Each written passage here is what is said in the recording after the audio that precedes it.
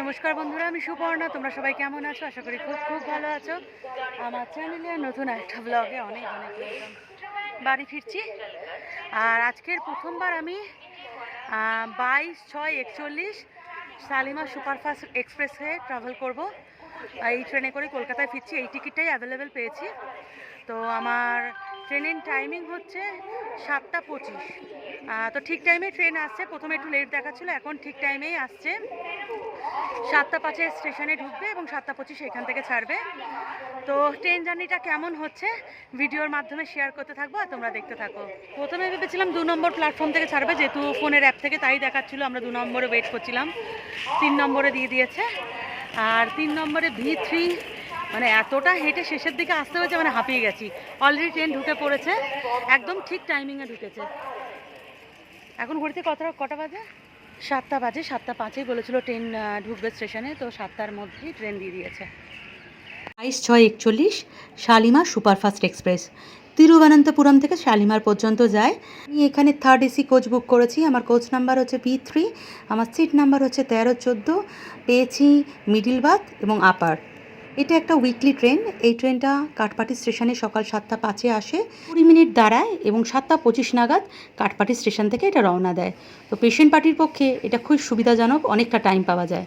ট্রেনে উঠে পড়েছে, আর আমাদের সিট নাম্বার হচ্ছে 1314। একটু সরে যাও। এই 13 এবং 14, মিডিল বাদ আর আপার বাদ।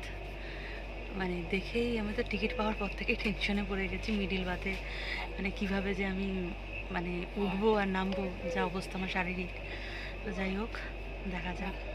আপাতত এদিকে যে সাইড লোয়ারটা ফাঁকা আছে, এখানে আপাতত বসলাম যতক্ষণ না কেউ আসে, তারপর নিজের জায়গায় চলে যাব। দুকা দুকা বলে কাঠপাটি স্টেশন থেকে শালিমার স্টেশনের দিকে রওনা দিলাম। তো আজকের একটা নতুন ট্রেনের সাথে নতুন অভিজ্ঞতা আমার সঞ্চয় হবে। 3rd AC কোচগুলো একই ধরনের, সেটার আলাদা কিছু হয় না, কিন্তু ট্রেনটা কেমন সেটাই দেখা যাক। ট্রেনে ওঠার পর কিছুক্ষণ বসেছিলাম, ওই সাইড যেটা মানে লোয়ার পেয়েছিলাম, বসেছিলাম। তারপরে এসে আমি আমার সিটে যথারীতি মিডিল বাথ যেহেতু পেয়েছি, আমি 13, তো আমি শুয়ে পড়েছিলাম। ভালো লাগছিল না, যেহেতু ভোরবেলা অনেক সকালে উঠেছি, ঠিক মতো ঘুম হয়নি, এখনও মাথা যন্ত্রণা করছে। তো আর এছাড়া ট্রেন জার্নিতে তো আমার একটা সাফোকেশন হয়েই থাকে। এতক্ষণ পর আমি খাচ্ছি। গৌতমও কিছু খায়নি, না চা না কিছু, আমিও কিছু খাইনি, শুয়ে পড়েছিলাম দুজনে। আর ফোনের পর ফোন আসছে। প্রথমে তো সেই কাকিমা মানে যাদের সাথে আমার শুভমে আলাপ হয়েছিল, সে কাকু ফোন করলো ঠিকঠাক ট্রেন পেয়েছে কিনা। এক্ষুনি ওই মুনু বৌদি কালকে মানে গতকাল ভিডিওতে যাদের দেখিয়েছিলাম, তারা ফোন করেছে যে আমরা ঠিকঠাক ট্রেনে উঠেছি কিনা, বা কী পজিশনে আছে, আমার শরীর কেমন আছে। তো এই কিছুদিনের আলাপে এতটা ভালোবাসা পাওয়া, এটাও কিন্তু ভাগ্যের ব্যাপার। তারা ফোন করে খোঁজ খবর নিচ্ছে। আর এখন গৌতমবাবু আমার খাবারটা রেডি করে দিয়েছে, আমাকে দাঁড়িয়ে দাঁড়িয়ে খেতে হবে, যেহেতু মিডিল ভাত পেয়েছি। আর খাবারটা খেয়ে নিই, আবার ঘুম লাগাবো। শুধু ঘুমাবো এই জার্নিতে, আর কিচ্ছু নয়। পরোটা, আলুর দম আর ডিম সেদ্ধ। খাওয়া তো কমপ্লিট হয়ে গেছে, আর এখন একটু গেটের সামনে ঠান্ডা ঠান্ডা হাওয়া খাচ্ছি। আচ্ছা, ওয়েদারটা ভীষণ ভালো, মেঘলা।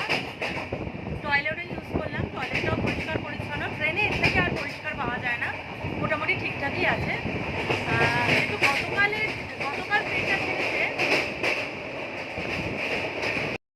যেহেতু গতকাল ট্রেনটা ছেড়েছে, সেই অনুযায়ী টয়লেট অনেকটাই পরিষ্কার। কলে জল টলও রয়েছে, সিনটেক্সিন মোটামুটি। কলগুলো এরকম প্লাস্টিকের কল, এমনি পরিষ্কার, কোনো স্মেল নেই, কোনো গন্ধ নেই, একদম পরিষ্কার রয়েছে। অনেক সময় এখানে এসে দাঁড়ানোই যায় না, টয়লেটের এত গন্ধ থাকে, কিন্তু কোনো স্মেল নেই। টয়লেট থেকে কোনো স্মেল আসছে না, গন্ধ আসছে না। হ্যাঁ, ট্রেনটাও অত মানে আগে, মানে গতবার যখন এসেছি, আসার দিন না, এবার যখন এসেছি ট্রেনে এত ঝাঁকুনি হয়েছে, তাতে মানে আজকে শরীর আমার খারাপ হয়ে গেছিলো।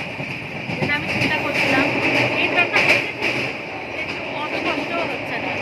ট্রেনের দরজার সামনে দাঁড়ালে এই প্রাকৃতিক শোভা দেখতে দেখতে সময়টা মনে হচ্ছে খুব তাড়াতাড়ি কেটে যায়, কিন্তু আমার দ্বারা সম্ভব না এতক্ষণ দাঁড়িয়ে থাকা।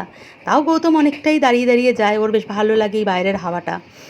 কিন্তু যতক্ষণই দেখি এই দরজার সামনে দাঁড়িয়ে ভীষণ ভালো লাগে, ভীষণ আকৃষ্ট করে। পাহাড়, এই চাষের জমি, গাছপালা, ভীষণ ভালো লাগে, কিন্তু ওই যে বললাম বেশিক্ষণ দাঁড়িয়ে থাকা সম্ভব নয়।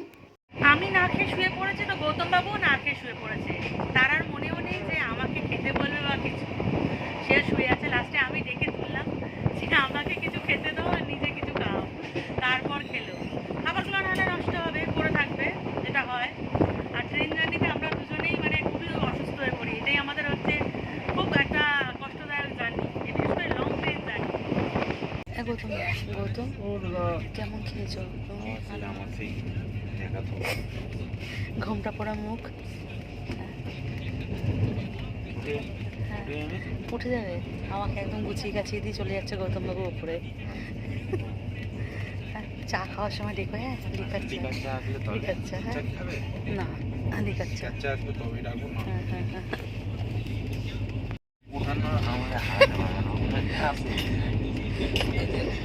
আমিও সুস্থ হলে করে দেখিয়ে দিতাম, বুঝতে পেরেছো তো? তো দুপুর থেকে জমিয়ে আড্ডা চলছে, আর একটু ওই আড্ডার মাঝখানে লিকার চা বা লেবু চা হলে খুব ভালো হতো। তো সেটারই অপেক্ষা করছি, জানি না লেবু চা আসবে কিনা। শালিমার সুপারফাস্ট এক্সপ্রেসে যেহেতু ফার্স্ট টাইম জার্নি, আমার অভিজ্ঞতাটা খুবই কম। তো এখন বসে আছি, আবার একটু পরে উঠে যাব, এবং যতক্ষণ বসে থাকা যায়। সেই 11টার সময় খেয়েছি, ভীষণ জোর খিদে পেয়েছে। অগত্যা একটা চিপসের প্যাকেট খুলে নিয়েছি। লেবু চায়ের অপেক্ষা করতে করতে সন্ধ্যা 7টা। অগত্যা লেবু চাকে ভুলে মুড়ি মেখে নিয়েছি, সাথে নিয়ে নিয়েছি আলুর দম। ঘড়িতে প্রায় 8টা বাজতে যায়, তো মুড়ি খেয়ে নিয়েছি। আমার আর কিছু খাবার ইচ্ছা নেই। ডিম সিদ্ধ আছে, পরোটা আছে, আলুর দম আছে, আরও ড্রাই কিছু খাবার দাবারও আছে। আমার আর কিছু ইচ্ছা করছে না। অনেকক্ষণ বসে থেকেছি, সেই 3টে থেকে পুরো টানা এতক্ষণ বসেছিলাম। এবার এত পেট যন্ত্রণা হচ্ছে না, আসলে একদমই হবে না। এই শুয়ে পড়ছি, আবার কাল সকালে উঠবো।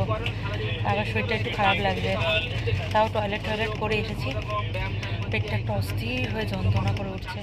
ঘড়িতে 5টা 26, ভুবনেশ্বরে এসে পৌঁছেছে। ট্রেন 2 ঘন্টা লেট চলছে, আর শুয়ে থাকা যাচ্ছে না। আমি আর গৌতম অলরেডি এবার স্টেশনে নেমে দাঁড়িয়েছি হাত পায়ের জং ছাড়াতে।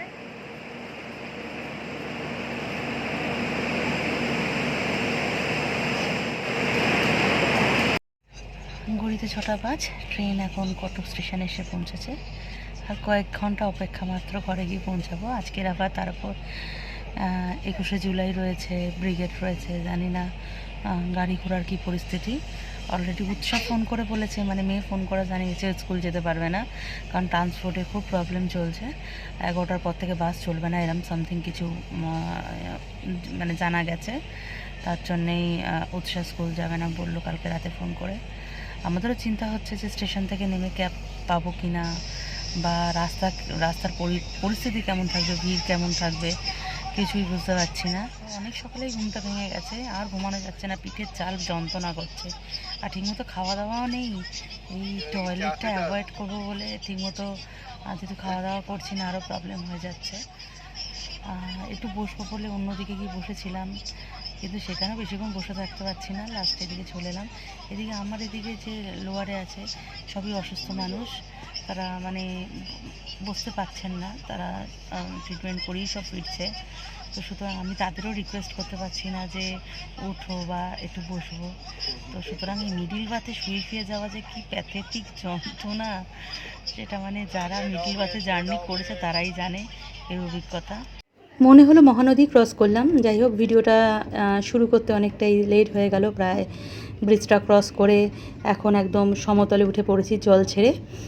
তো যাই হোক, বেশিরভাগই নদীগুলোতে এবার দেখলাম জলে পুষ্ট, যেহেতু বর্ষাকাল, নাহলে শীতকালে তো একদম জল থাকে না। সকাল সকাল লাভ বাইটের সাথেই আজকে মর্নিংটা শুরু করছি। তো কেকটা ফার্স্ট টাইম খাবো, দেখে ভালো লাগলো তাই নিয়ে নিয়েছিলাম।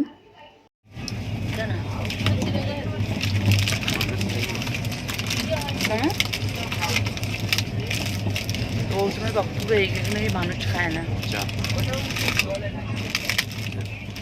ছোট একটা কেক পেটের কোণে চলে গেছে, আবার চিপসের প্যাকেট খুলে নিয়েছি। এগুলো ভেলোর থেকে সব কিনেছিলাম।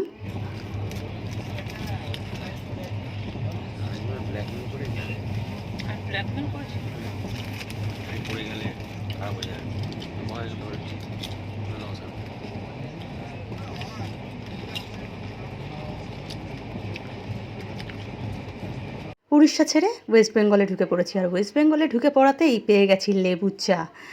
তো দাদার হাতে এই গরম গরম লেবু চা ছিল একদম অসাধারণ, এক চুমুকেই একদম মেজাজ বদলে গেছিলো। শুধু অবশ্য আমি একা খাইনি, তোমাদের গৌতম দাও খেয়েছিল। গৌতম দা অবশ্য অতটা চা খেতে পছন্দ করে না, কিন্তু এই ট্রেন জার্নিতে লেবু চাটা খেতে একটু পছন্দ করে, দুধ চাটা একটু অ্যাভয়েড করে। এই ট্রেনে বেডিং ডিপার্টমেন্টে এই দাদাই ছিলেন, ইনি আমাদের দিয়েছিলেন বেডিং, এবং সবাই যখন চলে যাচ্ছেন বেডিংগুলো গুছিয়ে নিচ্ছে। তো এই বেডিং গোছানো দেখে কিছু কথা মনে পড়লো। এসি থিয়েটার কোচ নিয়ে আলাদা করে বলার কিছুই নেই।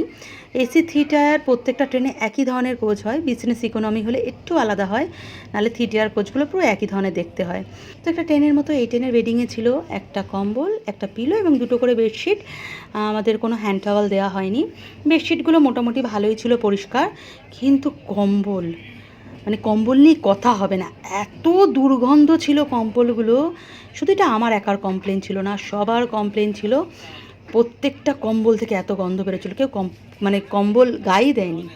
আর একটা জিনিস ভালো লাগলো, যারা বেডশিট ইউজ করেনি সেইগুলো ক্লিনের জন্য এই দাদা দিয়ে দিচ্ছে, দেখে ভালো লাগলো। আমার তো মাঝে মাঝে মনে হতো বেডশিটগুলো ক্লিন করে না, কিন্তু দেখলাম এখানে সব বেডশিটগুলো ক্লিনের জন্য আলাদা ব্যাগে করে নেওয়া হচ্ছে, এবং যেগুলো আনইউজ বেডশিট সেগুলো কিন্তু ক্লিনের ব্যাগে নেওয়া হচ্ছে। এক টিফিন বক্স ছোলা মটর ভেজে এনেছিলাম, গৌতমবাবু পুরো ফাঁকা করে দিয়েছে ছোলা মটর খেয়ে। গৌতমবাবু এখানে মুড়ি মেখেছে আলুর দম দিয়ে, চানাচুর দিয়ে।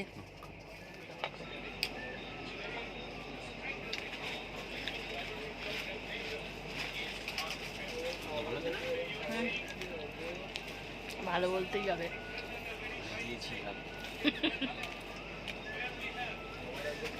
যে রান্নাটা করে একবার প্রশংসা না করলে তো ওর হবে না।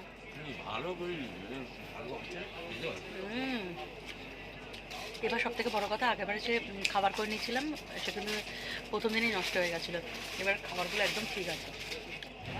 মুড়ি ঠুটি খাওয়া কমপ্লিট আমাদের। আর এই মুহূর্তে জানতে পারলাম গাড়ি শালিমার অবধি যাওয়ার কথা, যেহেতু শালিমার সুপারফাস্ট এক্সপ্রেস, কিন্তু শালিমার অবধি যাবে না, সাঁতরাগাছি লাস্ট। হয়তো ওই টিকেটের জন্যই হয়তো সাঁতরাগাছি লাস্ট করে দিয়েছে। তো আমরা প্ল্যান করেছিলাম যে সাঁতরাগাছিতেই নেমে যাব। তো সাঁতরাগাছি থেকে ক্যাব বুক করে নেবো, আমরা বেরিয়ে যাব। ট্রেনটা ওভারঅল কত 2 ঘন্টা মতো লেট চলছে, 2 ঘন্টা মতো লেট চলছে। সেরকম 2 ঘন্টা লেট এই লাইনে আর কিছু কোনো ব্যাপারই নয়, 2 ঘন্টা লেট চলছে ট্রেন। কিন্তু ট্রেনে একটা জিনিস, এটা যে একটা থার্ড এসি কোচ একদমই আমার মালুম হয়নি। ট্রেনে রীতিমতো প্রথম দিন থেকে দেখছি হকার উঠছে, রীতিমতো মানে থার্ড জেন্ডাররা উঠছে টাকা নেওয়ার জন্যে। তারপরে ভিক্ষা চাইছে, ভিখারিগুলো উঠে যাচ্ছে, এসে ভিক্ষা চাইছে। মানে সুস্থ সবল মানুষ একদম জোর জুলুম দল দল করে উঠছে, উঠে বারবার টাকা চাইছে, মানে একদম বিরক্তিকর। একবারও মনে হয়নি আমার এটা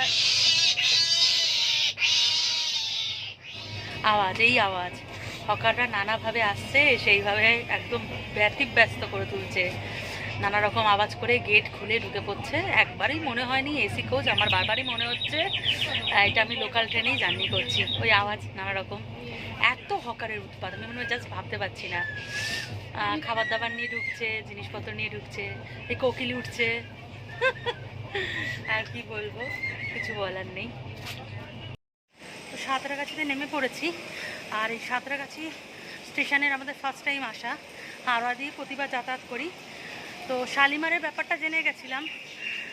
সাঁতরাগাছিতে দেখলাম কোনো এক্সকেলেটার নেই, সিঁড়িতে তুলতে হলো জিনিসপত্র। আমি তুলিনি, তোমাদের গৌতমদা তুলেছে। মানে আমি অতগুলো সিঁড়ি দিয়ে ওপরে উঠতে গিয়ে হাঁপিয়ে পড়েছি।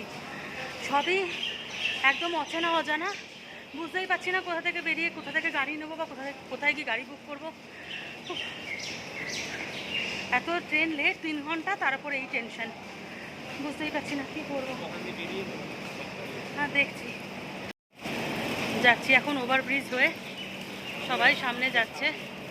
হ্যাঁ বলছে সামনের দিকে নাকি সাবওয়ে আছে, দেখা যাক।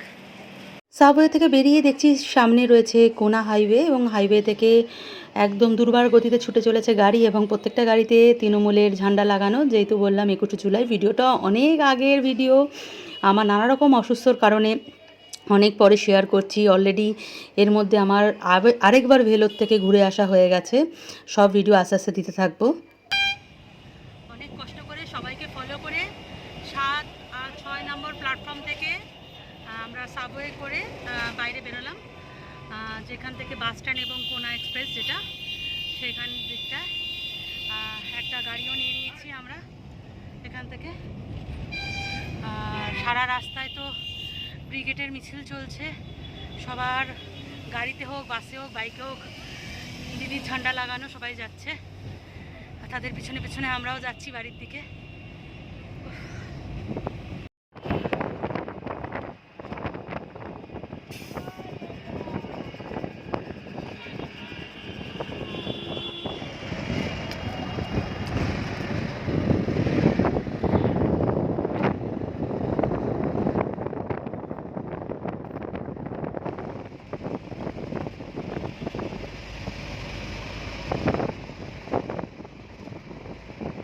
ঘরে পৌঁছেছি, রাস্তায় জ্যাম পাইনি। গৌতমের জন্য দিদি রাস্তা একদম ফাঁকা রেখেছিলো, মাও ফ্লাইওভার দিয়ে আমরা চলে এসেছি। এসেছি কাঠফাটা রোদে এসেছিলাম, এখন দেখলাম মেঘ করে এসেছে। আর উৎসা ম্যাডাম দিদার বাড়ি থেকে এসে গেট খুলে আমাদের জন্য ওয়েট করছিল। তাও জানলা টানলা খোলেনি, ঘরে পুরো গুমোট গন্ধ। আর আমার তো এখনও মনে হচ্ছে আমি হিলছি, ট্রেনেই রয়েছি। ফ্রেশ হয়নি। 2 দিন পর স্নান করলাম। স্নান করে একটু শান্তি, কিন্তু শরীরটা ভীষণ খারাপ লাগছে, বুক ঠুক যন্ত্রণা করছে, পেট যন্ত্রণা করছে। সাঁতরাগাছি স্টেশনে ভীষণ কষ্ট হয়েছে, ফার্স্ট টাইম তো খুব কষ্ট হয়েছে। তাও গাড়িটা একদম ফাঁকা ফাঁকায়, একদম সেকেন্ড হুগলি ব্রিজ থেকে সোজা মা ফ্লাইওভার ধরে নিয়েছিল। খুব তাড়াতাড়ি বাড়ি পৌঁছে গেছি। আর ট্রেনের অভিজ্ঞতা নিয়ে আর কিছু বলার নেই। এসি 3 টায়ার যেমন ট্রেনগুলো হয় সেই ধরনেরই ট্রেন, কিন্তু আমরা যে যশবন্তপুর সুপারফাস্ট এক্সপ্রেসে যাচ্ছি, বি কোচগুলো যেগুলো 3 টায়ারে, সেইগুলো এখন চার্জিং প্ল্যাগ বেশি দেয় না। তো এখানে দেখলাম প্রত্যেকটা বেডের সাথে চার্জিং প্ল্যাগের পয়েন্ট রয়েছে, আর সবই একই ধরনের। শুধু এই ট্রেনটা একটাই আমার মানে অভিযোগ রয়েছে, একদমই মনে হয়নি এসি 3 টায়ার। সারাক্ষণ ওই গেট খুলে দিচ্ছে, সারাক্ষণ হকার সে থার্ড জেন্ডাররা তালি দিয়ে দিয়ে টাকা নিয়ে যাচ্ছে, যে স্টেশনে নামছে মানে আউটসাইডাররা ঢুকে পড়ছে, দল দল মেয়েরা ঢুকছে, সেই মাথায় ফুল টুল লাগানো, মানে টানা হিজড়া করে ভিক্ষা চাইছে, জোর জুলুম এরম করছে। মানে এই ধরনের জিনিসটা এই ট্রেনটায় হলো। কেন কি জানি এবারে হয়েছে কি, এটা সবসময় হয় আমার জানি না, কিন্তু ফার্স্ট আমার এই অভিজ্ঞতা। আর ট্রেনের খাবার যেহেতু আমি কোনো ট্রেনেরই খাই না, তো ট্রেনের খাবার সম্পর্কে আমি কিছু আর বলার নেই। ট্রেনটা 3 ঘন্টা লেট ছিল। তো ওভারঅল মোটামুটি বাথরুম টাথরুম বা ট্রেনের কোচ নিয়ে আর কোনো কথা বলে লাভ নেই। ওই সবই ট্রেন যেমন, সেই দেখলাম 3 টায়ারের ট্রেনগুলোর কোচ এখন এরমই, আর বলে লাভ নেই। যাই হোক, ঠিকঠাক বাড়ি পৌঁছাতে পেরেছি, ট্রেনে কোনো অসুবিধা হয়নি, এবং আমি সুস্থ সবলভাবে বাড়ি পৌঁছেছি, এটাই আমার কাছে অনেক। কারণ পুরো রিস্ক নিয়ে আমরা ভেলোর থেকে কলকাতা জার্নি করেছি, এবং আবার হয়তো 20-25 দিন পর আবার এই রিস্ক নিয়ে আবার জার্নি করব ভেলোরে সার্জারি করতে যাওয়ার জন্যে। তো ব্লগটা এখানে এন্ড করছি। হয়তো গুছিয়ে ভিডিও করতে পারিনি, তার কারণও তোমরা জানো। দীর্ঘদিন একটা অসুস্থতার মধ্যে কাটাচ্ছি, বারবার ওটি ক্যান্সেল হয়ে যাচ্ছে, মন মানসিকতা ঠিক নেই, শুধু টাকার পর টাকা শেষ হয়ে যাচ্ছে। আর এবার যে সিচুয়েশান নিয়ে ফিরছি সবটাই তোমাদের সাথে শেয়ার করেছি। এরপর আমি বলেই হয়তো সুস্থ হয়ে ক্যামেরার সামনে এসে দাঁড়াচ্ছি, অন্য কেউ হলে হয়তো মানসিক সেই জোরটাও পারতো না। তো যাই হোক, তোমরা সবাই ভালো থেকো, সুস্থ থেকো, চলো বাই।